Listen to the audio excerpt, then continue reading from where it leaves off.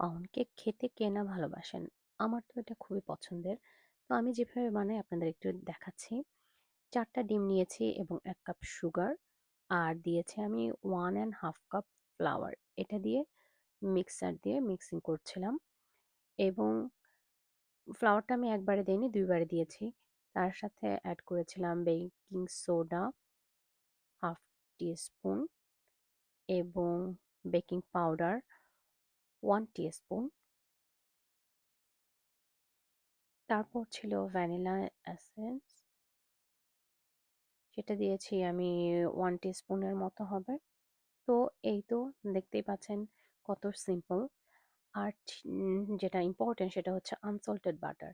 Unsalted butter এখানে আমি use করেছি 1 1/2 গ্রাম।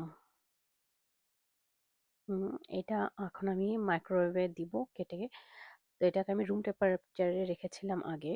তো মাইক্রোওয়েভে জাস্ট একটু মেল্ট হওয়া পর্যন্ত ওয়েট করবেন। বাট এটা খুব সাবধানে, তা না হলে আপনার মাইক্রোওয়েভ একদম মেসি হয়ে যাবে। তারপর ওইটা হতে হতে এখানে আমি বেকিং পেপার আমার কেক মোল্ডে সেট করে নিয়েছি।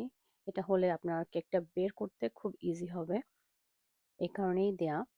তো বাটারটা মেল্ট হওয়ার পর মাইক্রোওয়েভ থেকে বের করে খুব আস্তে আস্তে স্পাচুলার সাহায্যে আপনার যে কেকের ব্যাটার তার সাথে মিক্স করতে হবে। এটা কিন্তু স্পাচুলা দিয়ে আস্তে আস্তে করাটাই বেটার। তারপরে আমি বেক করে নিয়েছিলাম 200 টেম্পারেচারে প্রথমে ১০ মিনিট। তারপর 180 180 টেম্পারেচারে হাফ অ্যান আওয়ারের মতো লেগেছে আমার। তো দেখতেই পাচ্ছেন কত সফট। সাথে আমি যেটা খুব আমার পছন্দের মোরব্বা সেটা অ্যাড করেছি। এইটা খেতেই আসলে খুব বেশি ভালো লাগে। ধন্যবাদ।